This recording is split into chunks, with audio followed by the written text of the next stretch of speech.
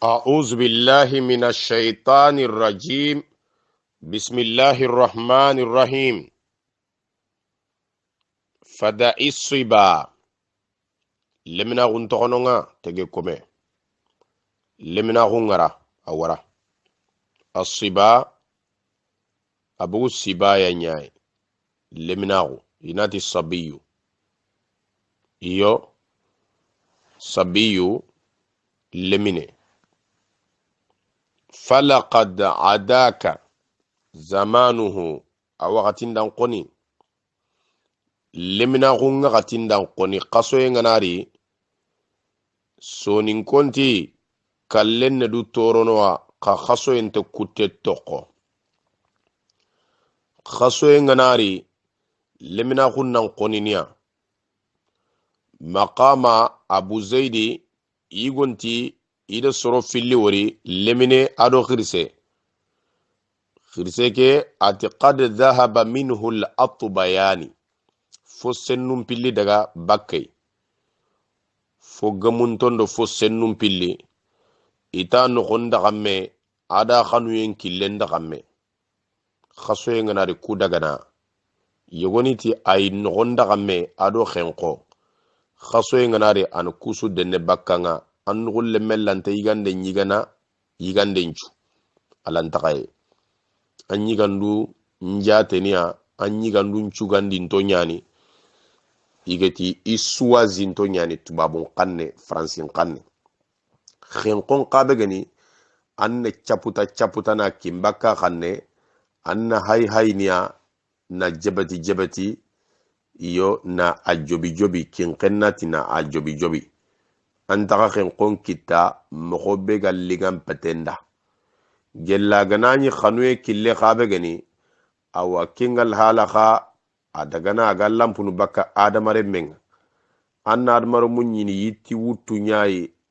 ado hammindo killi tanani to ko kayani lemina gun tokono adan koni lemina gu fi khore nyani kenya Allah gade wala asri ko wakati nyana ga bollini an wakati nga bollini ane lampu e nyaritini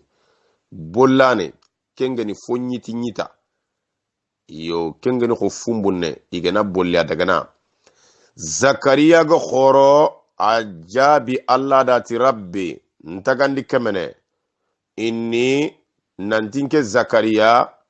wa hana al'azmu minni khutul lampu gellinga khutul lampu al'azmu igeti khote sonin kan kanna bugu fu khote nyai ame fu khote sufente adamare mem petenti enno kenyani arabin kanne azama inati khote anke mawri sonin kan kanne haroga kharange kelle silingeni kebe arabin kanne aga bugu nokube inati khotenko nongana bonota khotenko ngi mogonga magamu famille lantarini digamen iyo abugu khota nyai fo khote arabu ngati al-azmu azimu fo barakate fo khote kebe gani solide tubabon kanne zakariyati khotul lampu gellinga khotul lampu khasoen adamare men khotu nyal lampundin iyo dermatologie ni ngotu pari jarandano beni i golinyal lakke nga kati khoti jarande i okipantonga do kenga krisen khotenga na khose adallana anta tokkini kimbaka kanne adallana anta sagene okutina na khoten chaga ndi kinkenna kanne kimbaka tinya na tokki iyo amma uri lemine ngana sare igadu to konante harna krisen khotere kenyani zakariya jabi nanti inni wa hana al'azmu minni nke zakariya khotul lampu gellinga krisen khoteani nga ketan qaso washta'ala ar-ra'su nyin kollan ka kumi iyo tamizi nyani yimbe kumi yefede shayba yintin kulle nyallo dayin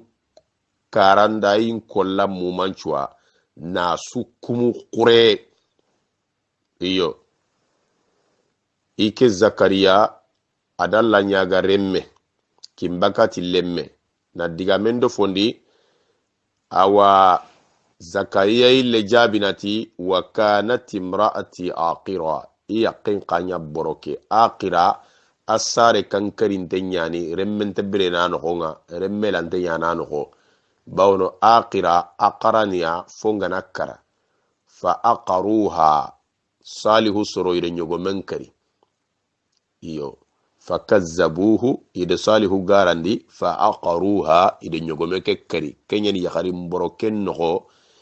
iyo rempuncenga naro aga kalla ganta tohinino ine kenya khille aqira boroke remmenta huno kunkarin tenyana no hon khannu kuna do mebbatte nyaay qur'ane khannu nyaay zakariya dalla nyaga mega alla dali nanti khasoy nyaani zakariya gidalla nyaga fahabli min ladunka waliya atinka mannan kuindinga gellanke ngalla wali leminancire yarithuni yaginke zakariya khene irthuni shay'un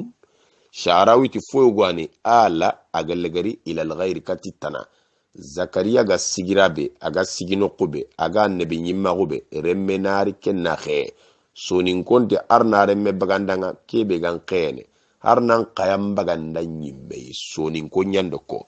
sonin karadiga muti qur'ane khannu qottu kamo maname sine allah ti de nyanganda zakariya itunanti khaso ila ndaga kitamo su nyaage nyane fa habli anna kuinga na kininga nda nyaga sembe fe araife khaso nganari sugana egoti wala qad balitu atiki khaso wa kullu sahibu jidatin ati sembe qore dunke sugay labilani yaudu asagane kat khaso nyay wa zakum tatbibu khakum beni khagi ke trinkana khaka nyemene kundu nyanda kuti nangaleki na nyeme bakanunga kebre na linga soronda khanta dumene iyo fada isiba limna guntono falaqad adaka zamanuhu awaqatin nanqoni anke mawriba yigu khase walla yagarin khasa dugutante aganati ni mogo sirondi nanto faramprondi yokundo dunya na lemine soronga so ineiba parce que awaqatin nanqoni amawri maqama abu zaiditi igadiga musere goda awa akama ada diga mana ki khoni tajahumal ghidi shiba ko yagarim parampara lenga muntenga na yigu khaselaga na khoni yigu khasega na khanuye kille koye na nya ko yemullaga kuyunkine ana ko saraga na khoni na butun tampai iyo kaso en kundu nyaay iyo awaqatin dan qoni wazhad annam bara dunay bara funyayde anga mawara kimbaka dunke gotinda ati duna atanyanguti khannana ngade kin qennati amburati khannana ngade serebe gede khanu aga mburati seresu aga nyanguti seresu ankenyen aga nanyangalla kotabe anangalla wara mo burenye iyo fa umruka anwi marra minhu al-atyab fussen kebe ganchonon taso anwi noho anganyi khenkana anga tumana alla ganyi soyini anganyi gande ndamanchu yigana khanunta gollu kendo kemetana kunchu danganga annan chage katalla alla ra qaso elite anna akale kini adamaru munanti unan chage katalla alla dali nanti inna ilaina iyabahu misage ne kato kwai angana wuru an chage ne katalla adamare menganyi fakke darajando dawla girnan qenne innahu nanta kenga damare me zanna ke zanna fadi jikede addan kana huwa allan yahura nantin ta sage ne katalla harania nanchage katalla ade jigiya nanti inta sage ne katalla zanna allan yahura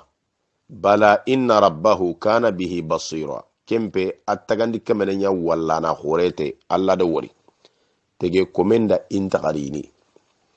قد سمع الله قول التي تجادلك في زوجها والله يسمع تحاوركما يمي نتقدر كته الله دي يممو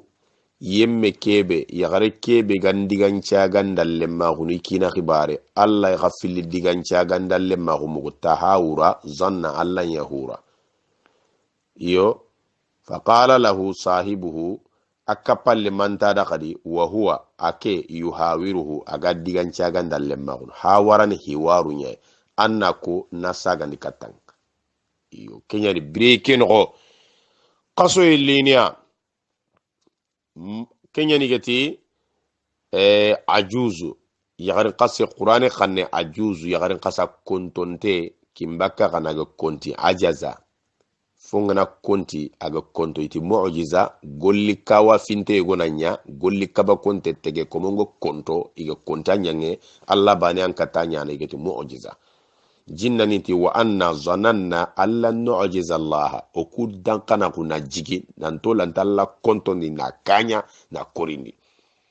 iyo yagarin kasege konti farampuroyenga a konti gamuyenga a konti fete suroyenga itada ajuzu kontonte kontinte Ibrahima yaqin jabati ajuzun yagarin kasege kena sare aqimu boroke yo itala antagandi kemenen kawa finyeni kazalika qala rabbuki huwa alayya hayyinu kim mo antagandi kemenen ngado ko nanta ne nyani kemaga duna corona mbarey lemina go allagarni yana khirsa gunya khirsa go an kanini katal lemina gunya khanta kita tuwana yegoti tazakkarta ayyaman ando koto sima madaina kunga dangi mina siba galile minahu hayhata ilayka rujuuha ay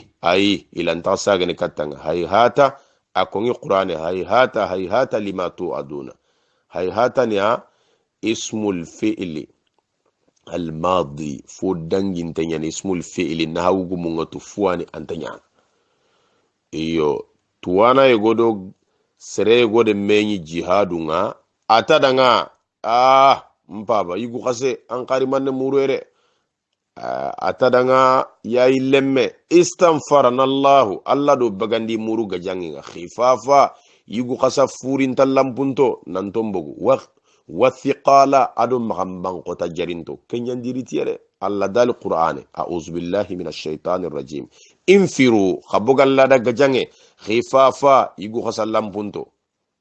hari yigu kasa ngaddo kongo tunandaga miside nandaga fisirondi jihadu nyani kendo jihadu kei meme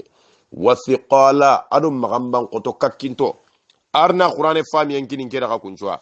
arna sabu sire nyinkere ka kunchura Qur'ane fami kiti sire sonin kan kannen posire afolla bante arna nyinkero sonin kara sudanga